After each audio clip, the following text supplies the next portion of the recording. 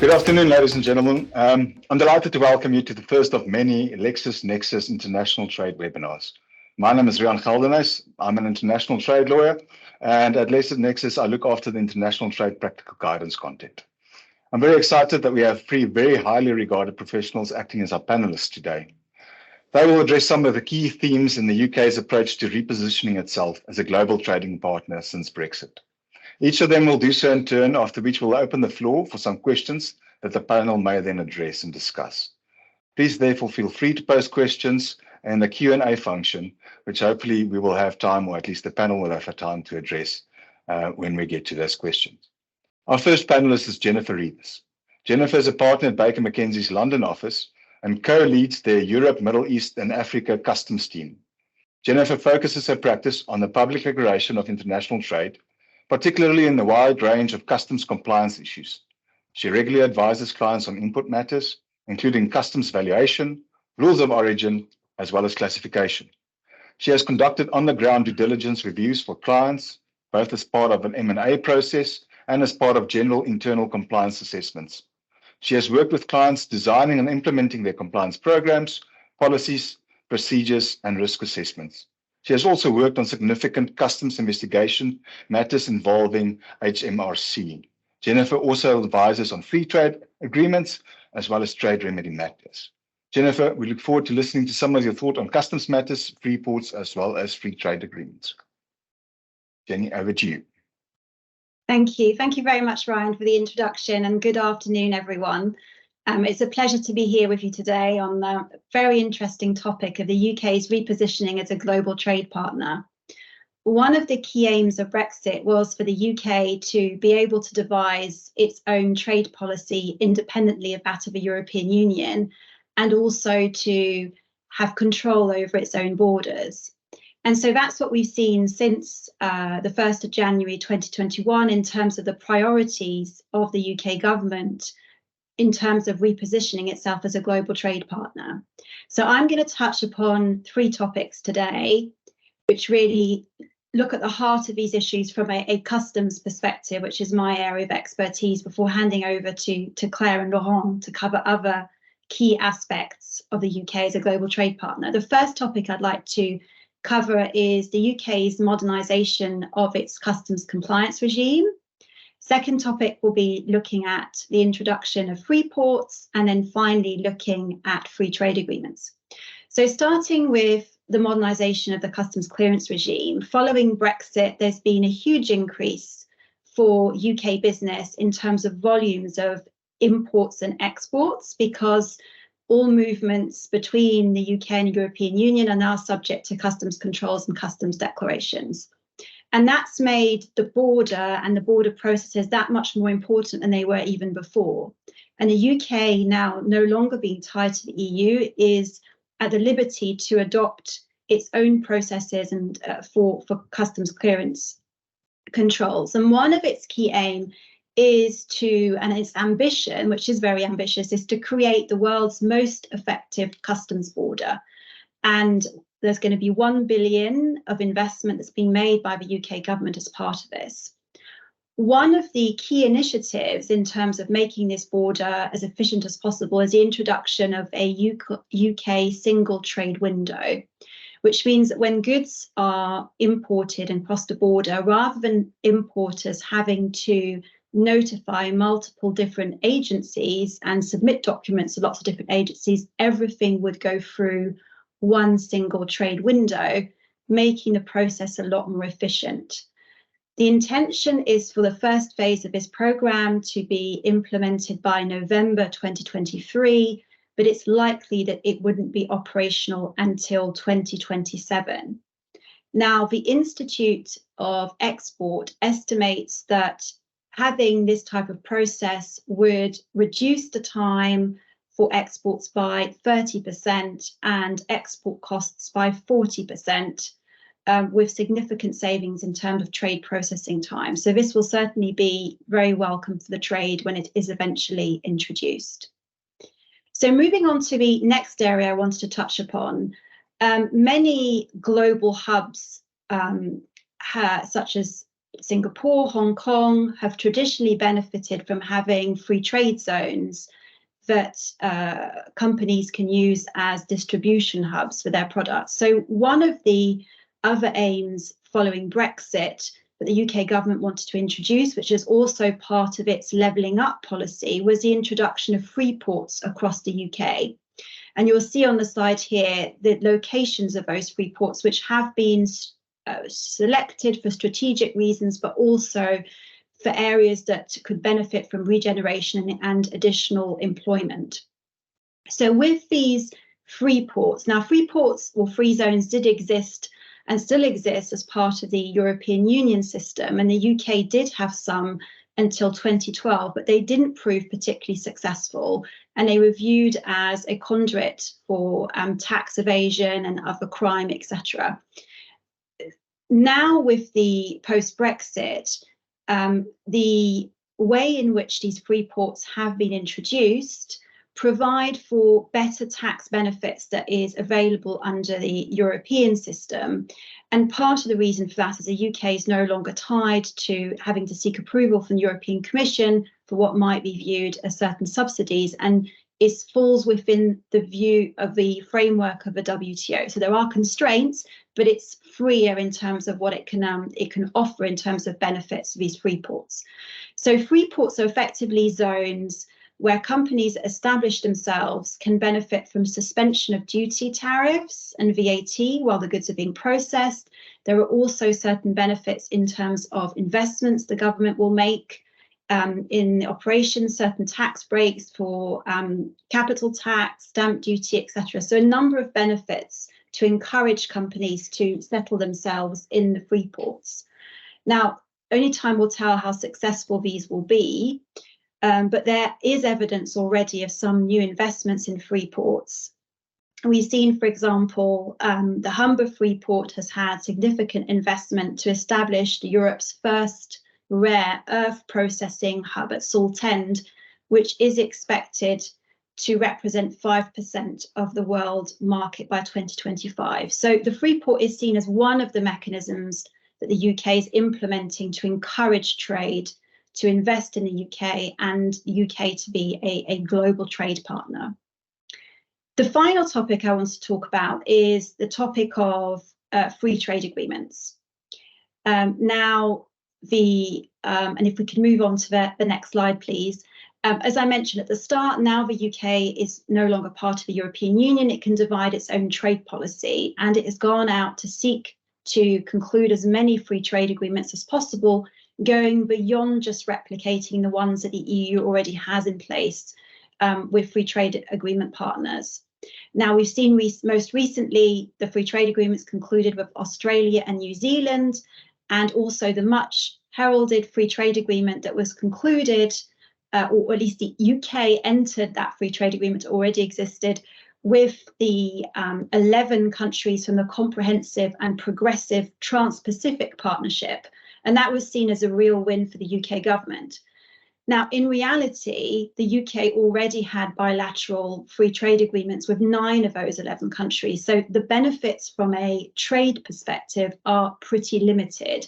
But it certainly sends a message to the globe that the UK is open for business and wants to be seen as a strategic partners on the trade front.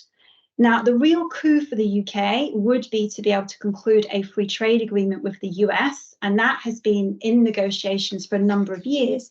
But most recently, the UK government did announce that it's no longer treating this as a priority, likely because President Biden has been less interested in recent times in progressing those negotiations. And instead, the UK government will be seeking to pursue a free trade agreement or pursue closer partnership, not a free trade agreement, with certain specific states in the US. Now, there were some key challenges with seeking to conclude a free trade agreement with the US, which went around, particularly around finding common agreed standards on things like foods and product regulatory issues that would have made this a difficult free trade agreement to conclude. So that is probably the ultimate goal in the future and would be a real coup, as I say, for the UK government to be able to conclude this free trade agreement. in the meantime, there are other avenues that the UK government is seeking to pursue. And with that, I'll hand back to you, Ryan. Thank you. Thank you, Jenny, for that. We'll get back to some questions on some of the topics that you raised there. Thank you very much for that. Our next panelist is Claire Brodie. Claire joined the Trade Remedies Authority. I'll just call it the TRA. I think that's most people know it. As the General Counsel in 2018, and she was appointed as an Executive Director of the Board in June 2021. Since 2018, she's been establishing and developing the legal function, and her team currently provides legal advice and support to the TRA's investigations, as well as other legal matters within the TRA that they need to take care of. Claire has over 25 years of experience in regulatory and international law. She studied law at Pembroke College, Cambridge, before training at City Law from Lavelles. She went on to work for US firm Clearly, Gottlieb, Steen and Hamilton in Brussels on antitrust and EU law matters. And she joined the Competition Commission in the UK and worked on merger and market investigations before moving into central government and working on EU law matters in the Cabinet Office, as well as energy efficiency and electricity market reform at the former Department of Energy and Climate Change. In 2015, she was made head of EU litigation in the Cabinet Office before joining the Brexit Department in 2016, where she worked on Brexit legislation and the ominous no deal planning. Claire, we are eager to listen to some of your insight on the TRA as part of the UK's trade architecture, as well as trade defensive policy, the work the TRA has been doing since inception, and some of the key themes that you and your team are seeing and their impact on trade remedies. Claire, over to you. Thank you, Ryan. Thank you very much for inviting me to join this panel today on this interesting theme of the UK's repositioning in global trade. The TRA, the Trade Remedies Authority, is a really key part of the UK's trade architecture, and particularly we are in the area of defensive trade policy. We're about the UK's trade defence. So as you've said in the introduction, I've been involved since 2018, and we were an early part of the UK's new trade setup post-Brexit. We were given our powers in the Taxation Cross-Border Trade Act 2018, and we were then incorporated as an independent body under the Trade Act 2021. So just to be really clear with everyone on the call, what do? We defend UK industry from unfair trade practices by recommending anti-dumping duties on unfairly dumped or cheap imports coming into the UK, which harm UK industry. And we also recommend countervailing measures on unfairly subsidised foreign imports entering the UK.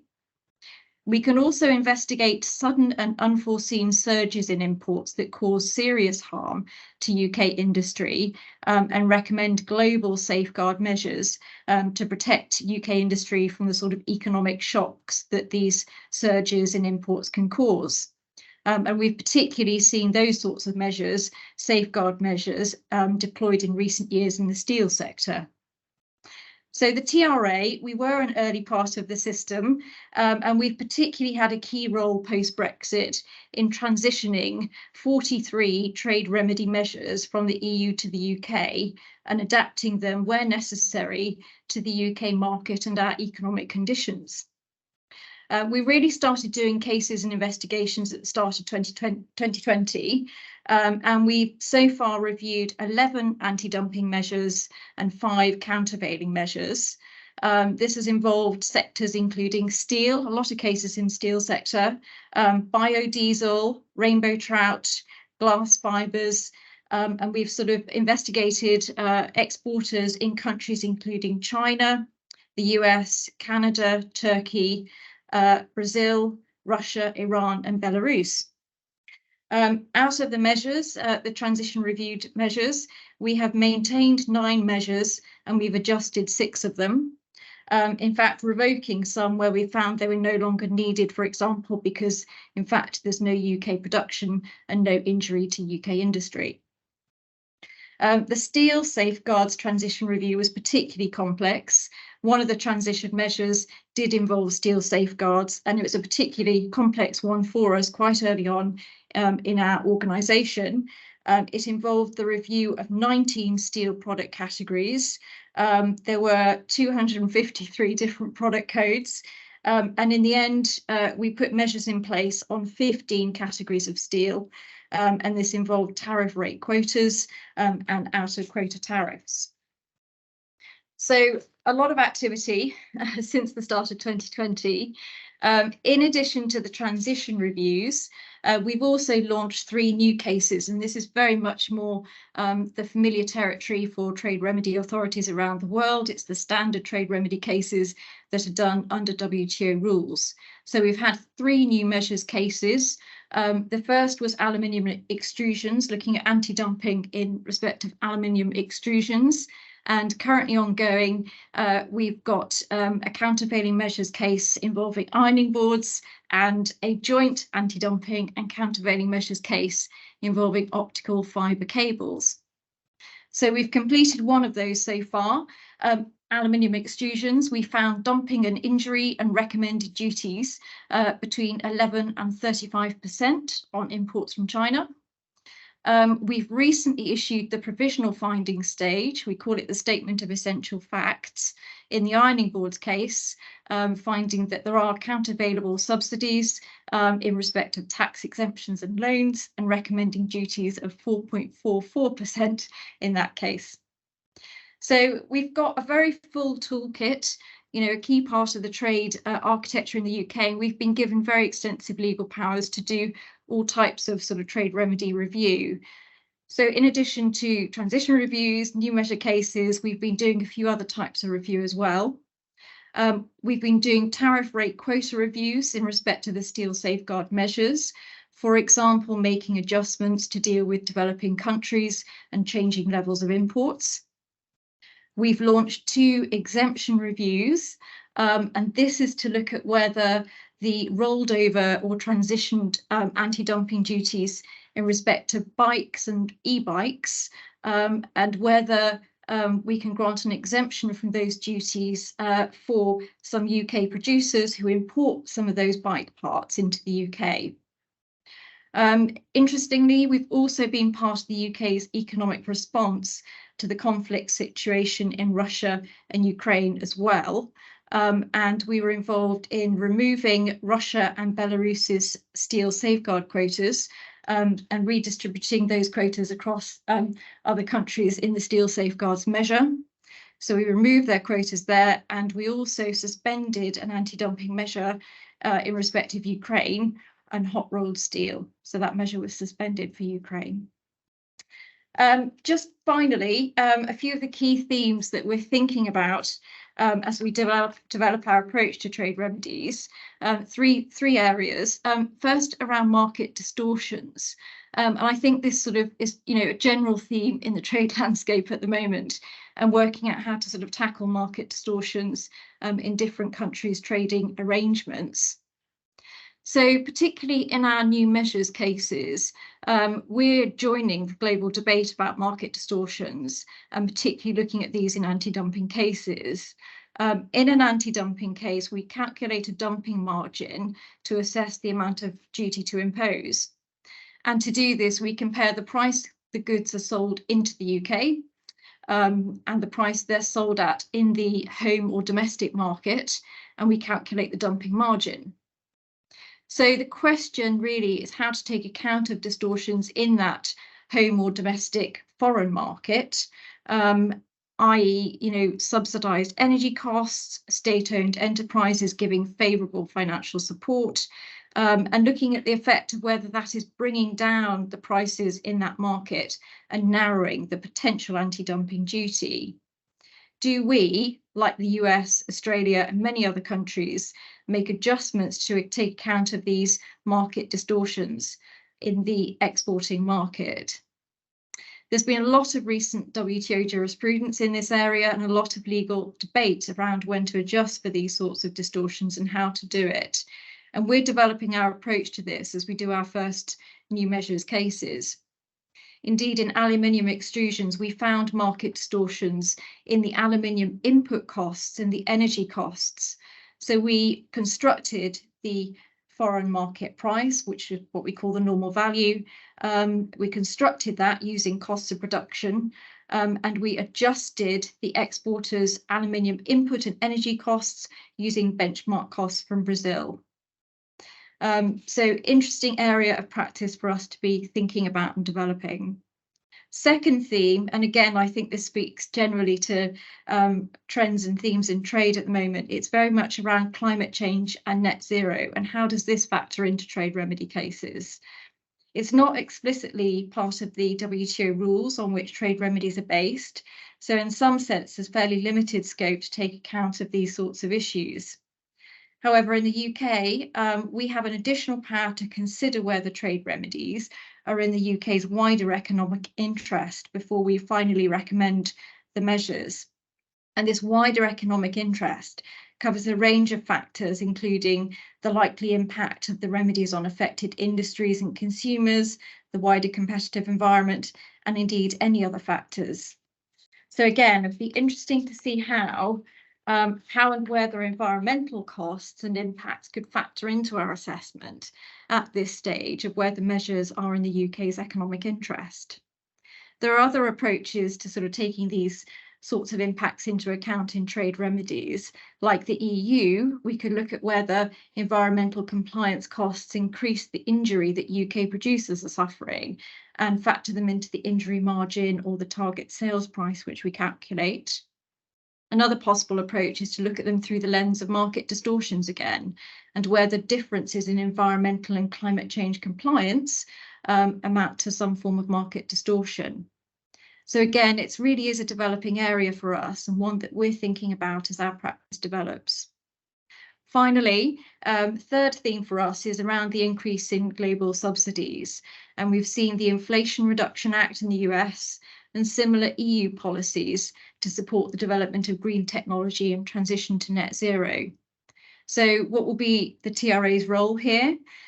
Will we see more applications from UK businesses coming under pressure from the subsidised imports and therefore seeking trade remedies against the goods that are benefiting from the US or the EU subsidies? I think it's going to be an interesting new area of trade policy for us to deal with and part of the UK's ongoing repositioning in the global trade landscape. Thanks, Ryan. I hand back to you. Thank you, Claire. Appreciate all those insights and what you've done since inception, as well as some of the key themes and things that you guys are thinking about at the TRA and what's coming to the fore. Thank you very much for that. And like I say, we'll ask some questions in a moment. And last but not least, we are going to hear from Laurent Bottels. Laurent is counsel at Freshfields in the trade practice. We advisors on WTO law, free trade agreements, EU law, as well as international law. And along with his role at Freshfields, he's also a professor at international law at the University of Cambridge. And as an academic, he has taught and published and advised on many areas of trade law and EU law for over 2 decades. He has a particular speciality in EU's free trade agreements. And Laurent has been appointed to several government bodies. He's an arbitrator for disputes under the EU-UK Trade Cooperation Agreement. He's the chair of the UK Trade and Agricultural Commission, a statutory body that advises the UK Trade Minister and UK Parliament and UK FTAs and domestic legislation that is relevant to the agricultural sector. Laurent is also responsible for designing the UK's government main trade law training program for free trade agreement negotiators after Brexit, which must have been a gigantic task. He is also an Australian and Dutch national. He completed his undergraduate studies at the University of New South Wales, Sydney, and a PhD in international law at the European University Institute of Florence, in Florence at least. And in 2002, the Queen's New Year Honours, he was awarded an MBE for services to the UK trade policy.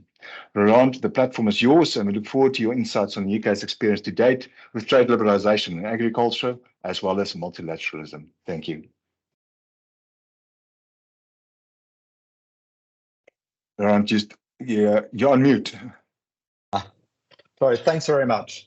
So I thought that what I might talk about is my work as chair of the Trade and Agriculture Commission, which you very kindly mentioned, because this is one of the pieces that the UK has in play when it comes to positioning itself as a player in international trade at the international level.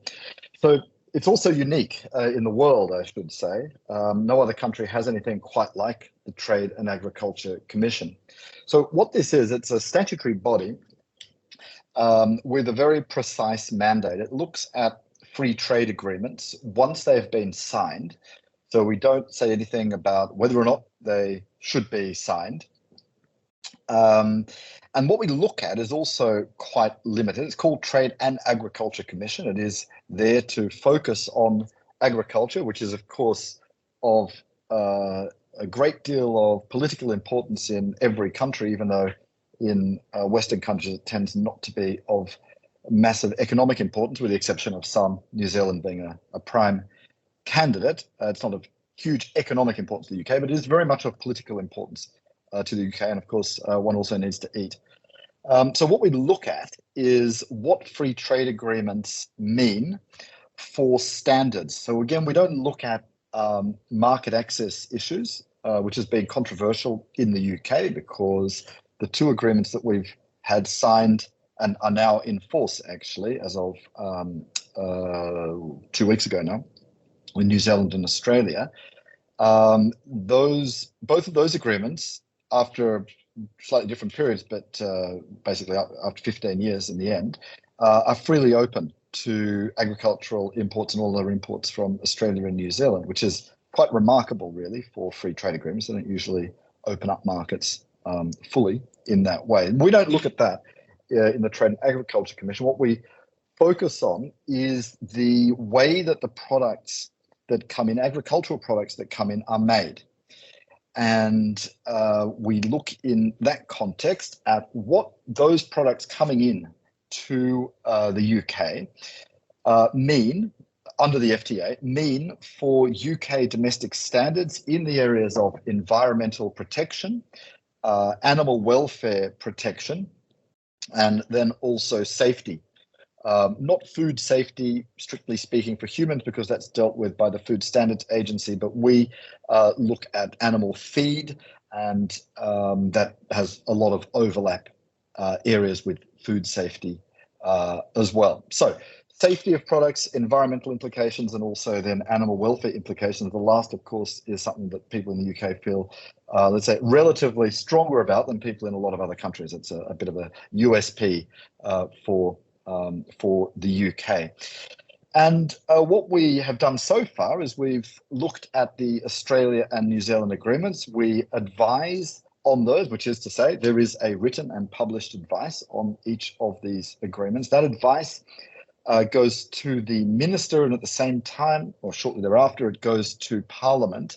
And the idea is that this informs Parliament's view, and of course the minister's view as well, on whether or not the agreement should be put forward for ratification. And well, our assessment was positive, with a few minor points of note in the case of the Australia agreement in terms of what is likely to happen in terms of imports into the UK, and both of those agreements were then duly ratified. CPTPP has not yet been signed. That's still something that we expect to see pretty soon, but the outline of what's in CPTPP is something that is known in terms of the rules we know, because the agreement's been there for a long time, as Jenny said. But in terms of market access, we don't really know a lot apart from what we hear from other countries, actually. It's one of those cases where sometimes they say a little bit more than our government, but we'll all know more about what was done in CPTPP pretty shortly, I expect, in the next couple of months. And then when there is a signing of that agreement, then we expect to be commissioned to provide an advice on CPTPP. And what we will be looking at there, I imagine, is questions like palm oil. So if the UK opens up its market to palm oil more than it has in the past, and Jenny is quite right, 9 of these countries already have free trade agreements, but there is still more market access to be got out of all of them, except Australia and New Zealand, because there was an undertaking by both Australia and New Zealand that they wouldn't ask for any further market access in CPTPP, which they are also part of. But for the others, we would expect, I think, some additional market access from from those FTA countries. And so some of those actually are in the process of upgrading their FTAs anyway. So there's a sort of two-way game going on. So Canada and Mexico are involved in upgrades with the UK. What we'll be looking at with, say, palm oil is if we open up our market to palm oil more than we have in the past, because we have in fact done this, is this likely, for instance, to lead to more deforestation in countries where palm oil is produced? For instance, Malaysia, which is a CPTPP country. Indonesia is, of course, a very large palm oil producer, but that's not part of CPTPP, so we don't need to look at Indonesia. But then we would need to see whether there will be more deforestation, what the implications of that deforestation might be, if there is more deforestation. Of course, that's one of the things that we will be looking at, but we don't know. But if there is deforestation, what the implications of that might be for climate change, and in particular, and this is where it all sort of comes back home, what that might mean for UK law on deforestation. Because UK does have standards and rules on deforestation, just to give you one example. Another example, which was much talked about in the Australia Agreement by those who are following these matters, was to do with animal welfare. And one of the practices that people were worried about with the Australia Agreement is called mulesing, which is fairly barbaric, and it does occur. That's not in dispute at all. That involves let's say, I know it's lunchtime, so I won't get into too much detail, but let's say it involves a surgical procedure on sheep. And the idea of doing this is not to torture the animals, but rather to stop them being infested by flies, which live in this particular region. Probably all I need to say. It's painful for the sheep. It can be done with pain relief. And so one of the things we needed to look at was where the practice exists, how much pain relief is being used, whether it comes at a cost advantage for Australian farmers. It doesn't. Whether there is likely to be products coming from mulesed sheep coming into the UK as a result of new market access into the UK. And that was probably one of the most controversial parts of what we had to say, because what we did say was no, there won't be. And for two reasons. One is that you get two products out of sheep. One is wool, and there won't be any more wool coming into the UK as a result of the FTA, for the very simple reason that there is already a zero duty on wool. So logically speaking, the FTA can't make any difference to the attractiveness of the UK as a market for wool, which also raises the question, if the UK really cares about mulesing, it should, do something about the wool that's already coming into the country. But in any event, there's not much wool that comes into the country. The wool goes to Italy, which is turned into suits, which then come into the UK. But those are Italian products, not Australian products. So again, if we care about mulesing, let's do something about those Italian suits. So we had to point out a few of these factors and draw a few of these causal chains. The other product that might come in, that was more likely to come in, was sheep meat. And here there was essentially a linguistic misunderstanding, because we're talking about mutton. In the UK, mutton is often edible. It refers to meat from lambs that are maybe 1 year old or so. That's considered to be mutton.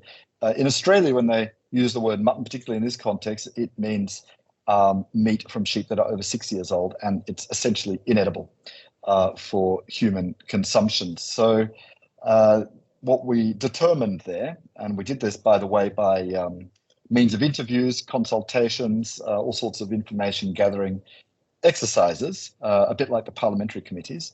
What we determined was that there was a very, very low chance that any mutton from a mule sheep, it being essentially inedible for human consumption, would find its way into the country. And there wasn't much prospect of Australia wanting to export this anyway, because it's not really a valuable product. And so the end result of all of this was, yes, Australia does engage in this practice, sometimes without pain relief. It's not very nice. The Australians are also not very happy about it in large part. But it won't actually get any worse because of the FTA, and also it won't lead to any more products coming into the UK as a result of mulesing than either are here or might come in the future. In other words, the FTA is irrelevant to what the UK might want to do about mules. And having said all of that, we also have a fair chunk of legal advice in the advice, which analyses what the FTA would enable the UK to do about, let's say, the worst case scenario. So, you know, all of a sudden there's more meat coming from a mule's animal into the UK, and we don't like that for animal welfare reasons. And the question then would be, well, can we stop that under the FTA, or are the rules in the FTA more restrictive than the existing international trade obligations that the UK already has, which for the Australia agreement was WTO law. And what we determined there was actually the FTA replicates what is in WTO law. So to the extent that the UK is able to block mulesed products from coming into the UK under WTO law, it can also do this under the FTA. So the UK's regulatory powers to deal with an issue, should it wish to deal with that issue, which it doesn't seem to be doing in the case of mules anyway, but should it wish to, are unchanged. And in fact, in some cases, even enhanced. With the New Zealand agreement, there was a question about climate change. And New Zealand is pretty much gold standard when it comes to climate change measures. And one of the questions is, you know, if you have an FTA with other countries, you're going to increase trade, right? There'll be more stuff. That's the idea, unless the FTA is a complete failure, which can, of course, also be the case. But the idea, at least, is that by increasing market access, more products will travel on the high seas. And that may come with greater emissions. Also, there may be more products produced in order to take advantage of your markets, and that might come with greater emissions. It's even aside from what I was saying before, which is maybe you have to chop down trees to grow those products, and that will, of course, come not with greater emissions, but will reduce your carbon sinks, and it's bad for climate. So we looked at New Zealand in that light, also Australia, but New Zealand in this case is a more interesting example, because what we determined there is that actually New Zealand's production of meat, which is mainly what we're talking about, is more climate friendly than UK production of meat. And even if you account for transport, which is a very tiny, tiny one-digit percentage of emissions in the life cycle of the product, from when you grow it to when you process it, transport it, and it ends up on your shelves here in the UK, and then people eat it, in the case of meat. If you take into account the whole life cycle, transport's infinitesimally small and insignificant. If you look at all of this, and I ended up saying this to a parliamentary committee, which did, well, let's say, provoked a few questions from said committee, follow-up questions. What we ended up determining, in a simple way of putting it, is that if you are climate conscious as a UK consumer, you should probably think about buying New Zealand meat rather than UK meat. In other words, the concept of food miles is essentially debunked. I mean, it doesn't really exist. I think Nicholas Stern even said this in the Stern report years ago. So it's an idea that the evidence simply does not support. So our job then in the TAC, the Trade and Agriculture Commission, is to provide advice on these matters. I've given you a few examples of the sorts of things that we look at, and we are looking forward to looking at similar issues with many countries now, ranging for all the way from Canada down the western coast of the Americas and stretching across to Asia, countries where we don't speak all of the languages, where it's going to be quite a struggle to figure out what it is that they do when it comes to food production, what their climate targets are, what the effects of the CPTPP is going to be on them and on the UK. So that's quite a job that we've got ahead of ourselves. We've done some good training with those other two agreements, but also in addition to just providing advice on this, we see ourselves very much as providing a public function by doing some myth busting, essentially, because a lot of people are worried about FTAs, and sometimes they're right. Like with mulesing, they're right, it's horrible. Sometimes a bit overblown. And what we try and do is provide an independent assessment of what one does need to worry about and what one doesn't need to worry about. And if there does turn out to be a bad case scenario, what the government can actually do about it, which does not necessarily mean the government will do something about it, but it's more what the government could do about this if it so chose. So that's the Trade and Agriculture Commission. I was going to say a word about multilateralism, but maybe we should leave that for the questions. I think I've probably spoken for long enough in my segment. Thanks, Laurent. Very interesting. Appreciate your thoughts in terms of at least the processes that you go through and trying to bust the myths. Very interesting to see the actual work that the UK Trade and Agriculture Committee does.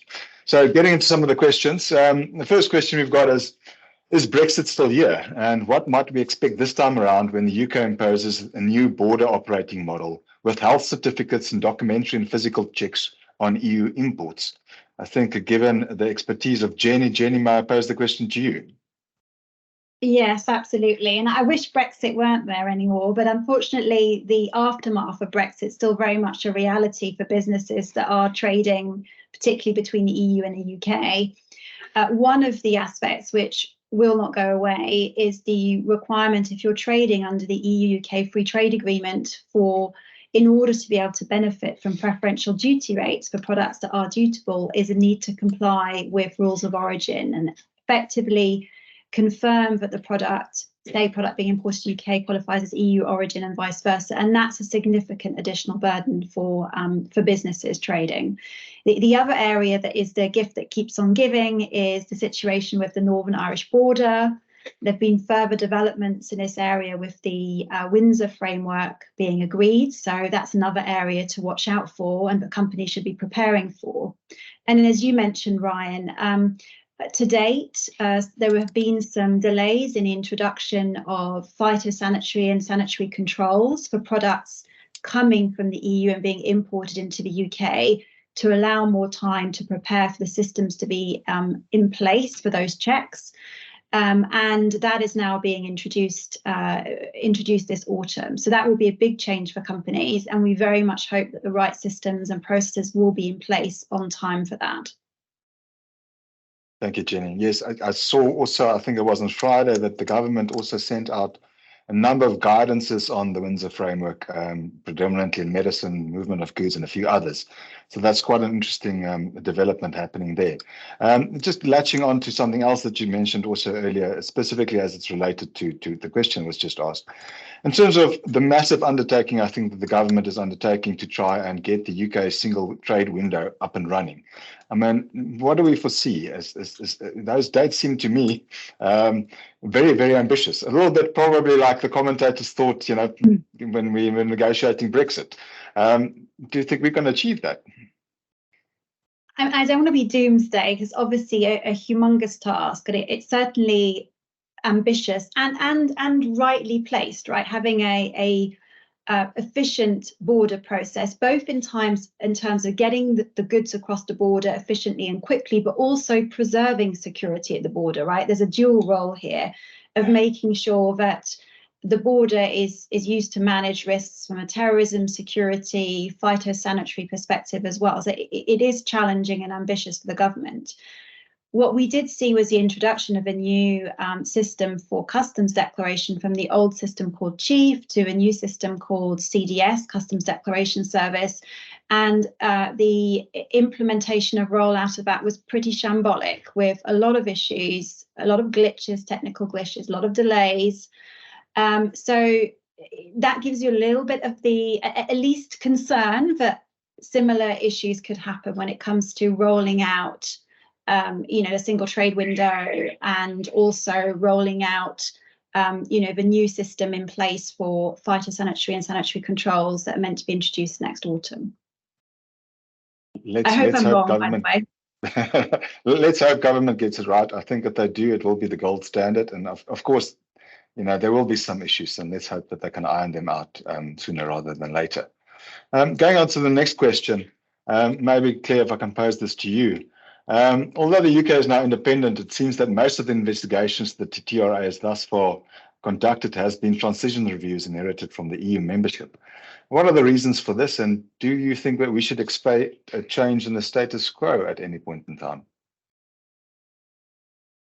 Thanks, Ryan, and that's absolutely right. I mean, we've very much had a huge chunk of 43 measures to look at in transition reviews, and we've had to sort of take those first because essentially we've had a 5-year window to complete those reviews in. trade remedy measures are generally imposed for 5 years, and we've had to look at each of the EU rolled over measures in the order in which they sort of expire within that 5-year period. So that's definitely been our sort of priority.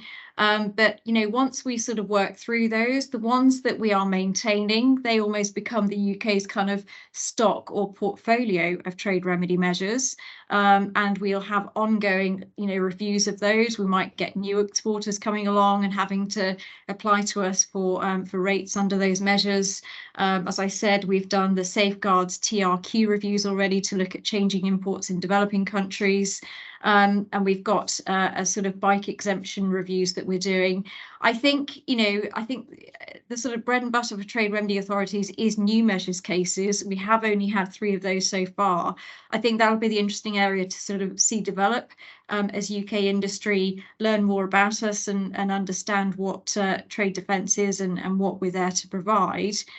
We have set up a pre-application office within the TRA, who are very much there to sort of provide information to businesses who want to apply to us for trade defence measures, and can sort of help explain our processes and the applications they need to make. So I think, you know, with that up and running, we would expect to see more applications for new measures coming through, and we'll keep doing the reviews of existing measures that are part of our portfolio. Thanks for that, Kim. Maybe if I could just do a little follow-up on that. I mean, I think the pre-application office is a great idea, and some of the other trade remedy authorities around the world also have that.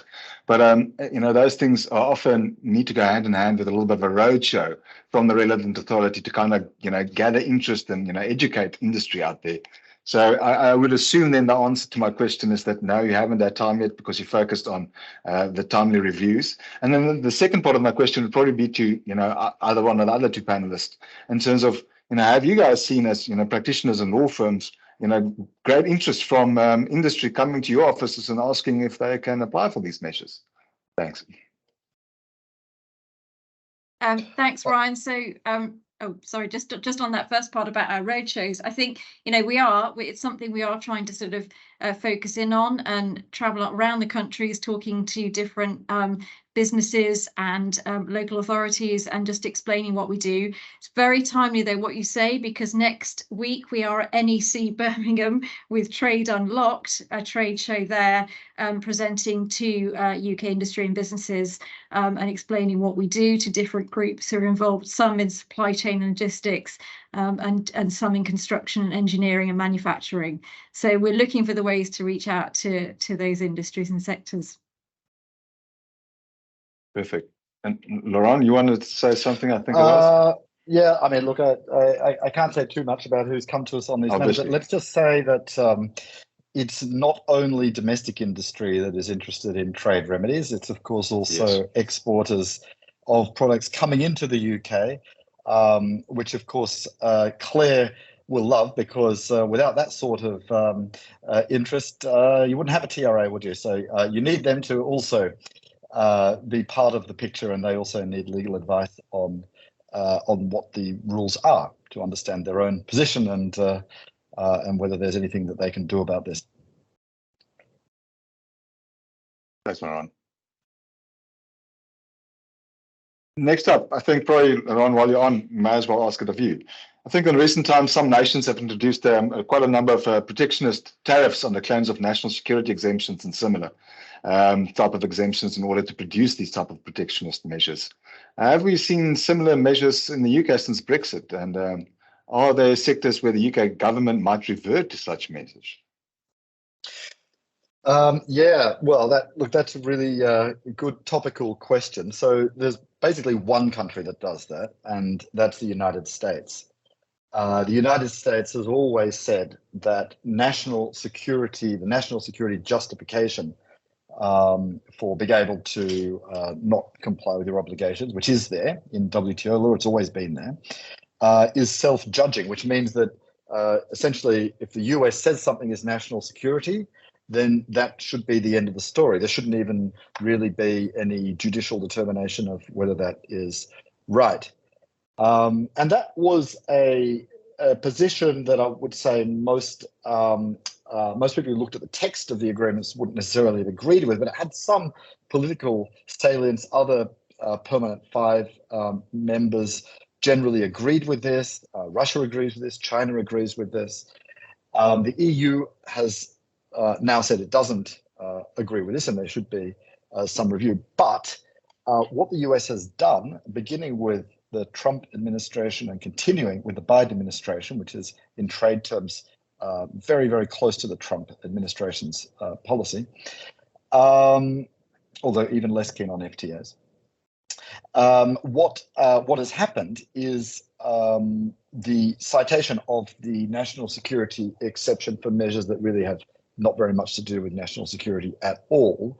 And that, let's say, very, very extensive stretching of the national security exception somewhat undermines the US's argument, long-standing argument, that it's enough to just trust the US to judge whether or not this exception is okay. Now, this is becoming an issue in dispute settlement reform at the WTO. As people will know, the US has essentially opted out of the WTO, certainly in terms of dispute settlement, in addition, in some other ways, including via the national security exception. And the US is keen to instate into the rules that it is self-judging. This makes this abuse of the national security exception, as I think just about everybody else would see this, has made that argument that much harder for the US to actually make. So one thing is to say that you can be trusted, and maybe that's a good test. Another is to show that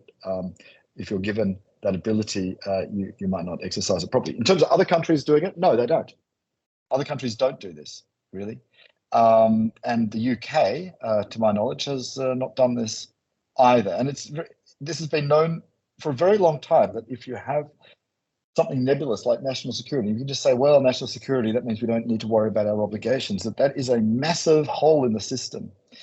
It is quite remarkable, actually, that it has taken the multilateral trading system from 1948 right through to the Trump administration for that exception to have been used in such an extensive way. And unfortunately, it's one of the reasons that the WTO is a bit like a ship that's got a big hole under the waterline. The national security exception is one of those. And I'm pleased to say that other countries, including the UK, have not followed suit, and they seem to pay more attention to the importance of abiding by the rules in the WTO.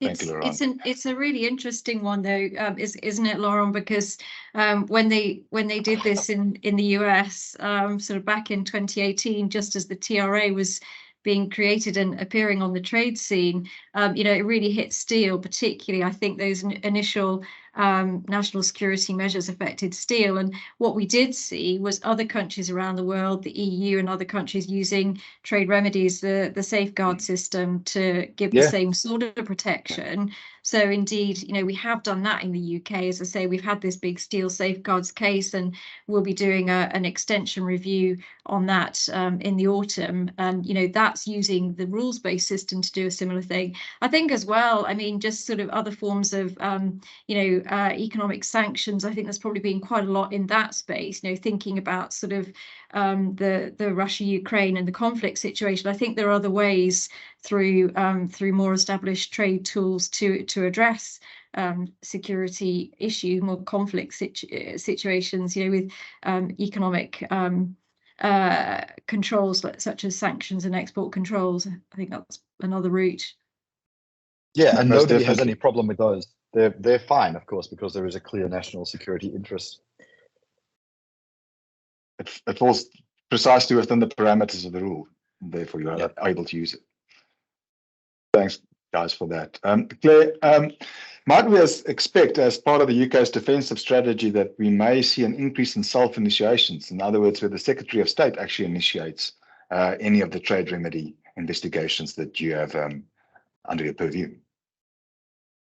Yeah, again, I think that's a really interesting question, and the main trade remedy measures, the new measures that we apply, the Secretary of State could exceptionally ask us to look at those, particularly in the safeguard space. That's an area where the Secretary of State could ask us to investigate whether new measures are needed.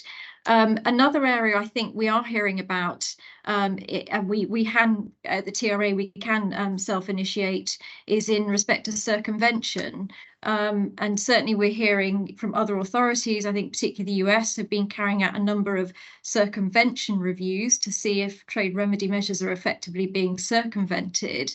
And I think, you know, as part of sort of defensive trade strategy, that's quite an interesting area for authorities to look at. Not something we've done yet, but certainly part of our toolkit to launch circumvention reviews. Thank you, Claire. I think we're almost running out of time, so I'm going to have one more question, Ron, if you wouldn't mind taking that. I think since the referendum, the UK has had to build trade capacity at an alarming rate and seems to have achieved what most commentators thought was impossible. I think it's still playing a little bit of catch-up at the moment, but once things have settled down a bit and the UK starts exploring what it may be achieved, what do you think the UK would set out to achieve? Well, so the UK, as Jenny was saying, its first job was at least to stay with the status quo after having left the EU in terms of its FTAs, and it concluded, I can't quite remember how many there were, but 30 odd FTAs that were basically the same as the EU's FTAs, in some cases literally the same as the EU's FTAs, some with a few minor tweaks like with Japan. And then we have Australia and New Zealand, which are new, and CPTPP is new. So we only really have 2 properly new FTAs. I think, I mean, people are going to have different views on what they mean. Of course, I don't think you can say an FTA is good or bad because they cover so many things. It's like saying, is a constitution good or bad? I mean, it depends on what you're actually looking at, really, and depends on who you are. So there's no such thing as good or bad in that sense. But it certainly, you know, has managed to produce respectable FTAs judged by the standards of other FTAs and negotiated accession to CPTPP. That job has all been done well. The next job is to make sure that UK exporters can make use of those FTAs, and that has been the turn of the Secretary of State of DBT, the Department for Business and Trade, Kemi Badenoch, who has said we're now going to focus on implementation and bringing these FTAs home, as it were.